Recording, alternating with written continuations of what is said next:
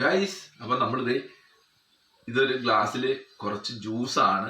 പക്ഷെ സോഡ, നമ്മൾ drinks കഴിക്കുമ്പോഴും soda പൊട്ടിക്കുമ്പോഴും സോഡയൊക്കെ പൊട്ടിച്ച് ഗ്യാസ് കളഞ്ഞാണ് ഉപയോഗിക്കാറ്.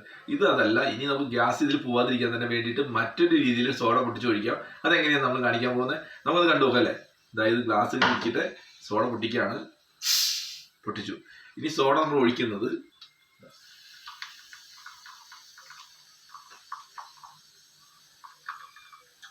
ഈ സോഡ ഇങ്ങനെ ഒഴിക്കുമ്പോൾ ഗുണം എന്ന് വെച്ച് കഴിഞ്ഞാൽ നമുക്ക് ഒരു കാരണവശാലും സോഡയുടെ ഗ്യാസ് ഇതാവുന്നില്ല. ഗ്യാസ് പോയിട്ട് അതൊരു ആ രീതിയിലേക്ക് പോവില്ല. അതിന് വേണ്ടിയിട്ടാണ്